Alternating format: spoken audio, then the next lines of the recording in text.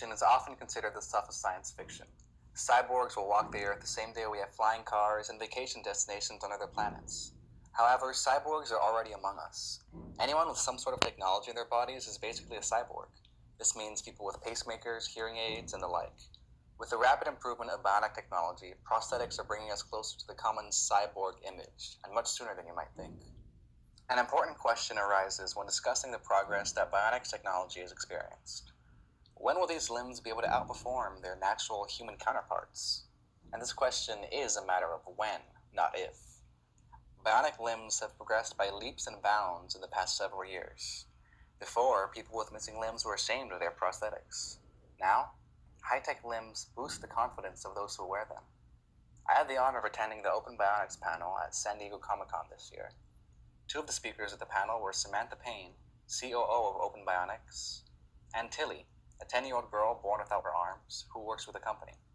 Just hear her talk about her experience with having a bionic arm. I just feel awesome.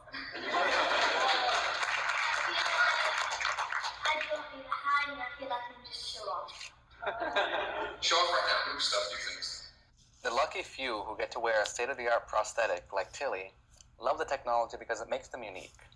While life may have taken a limb from them, or maybe they never had that limb to begin with, bionics allows for these people to have normal lives and be proud of who they are.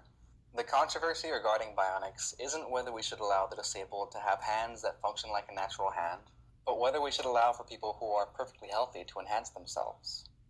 Already, people are body hacking or having selective surgeries done to implant devices into themselves. They consider it another form of self-expression. Take Neil Harbison, for example. He was born completely colorblind, so he worked with a team of researchers to have an antenna installed in his head, which allows for him to hear color via bone conduction.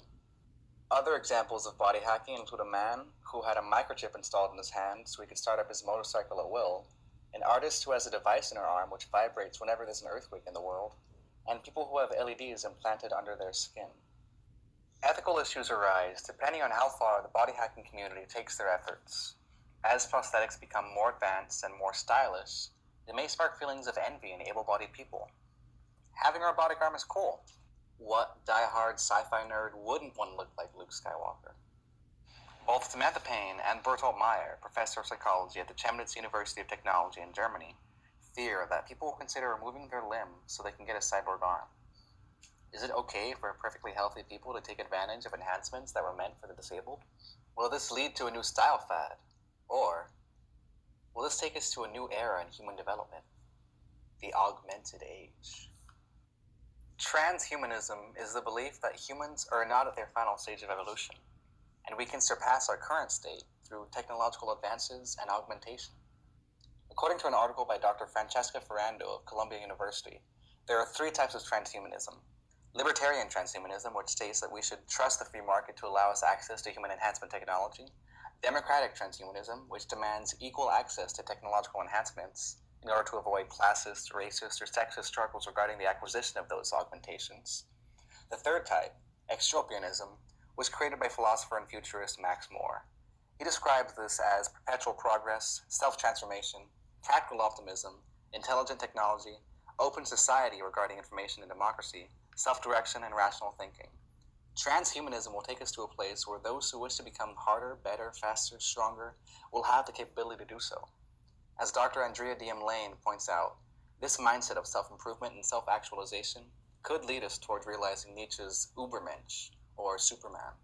Humanity could benefit greatly from such advancements. But who will own this technology? Writer Frank Swain addresses this issue in his article, How I Became a Cyborg. He had asked his audiologist if it was possible to make adjustments to his hearing aids outside of the clinic, but the audiologist expressed that the hearing aids should only be set up by a qualified technician.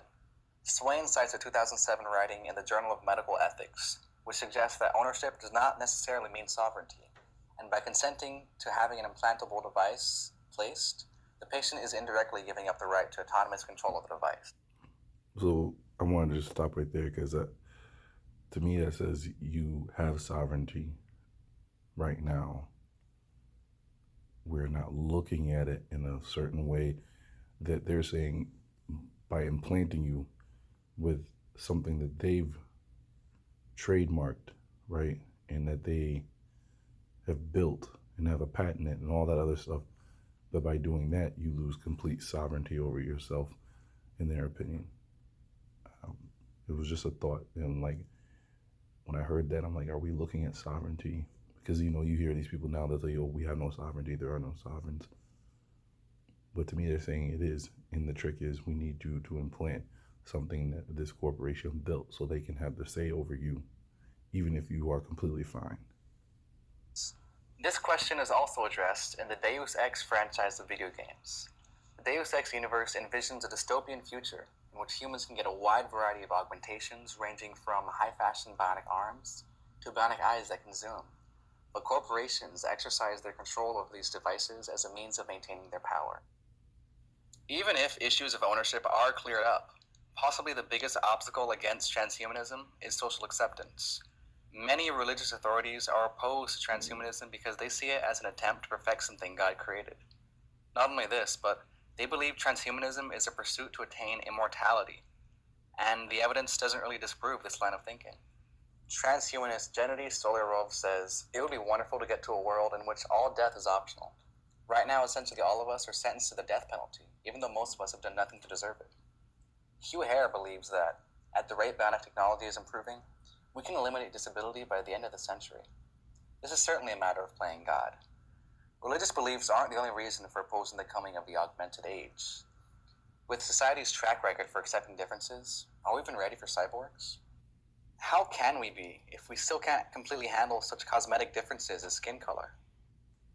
Personally, I agree with the transhumanists in that human augmentation will bring about positive change for humanity and the global community. It may be a long road to acceptance, but in the end, there's so much good that bionic and cybernetic technology can do.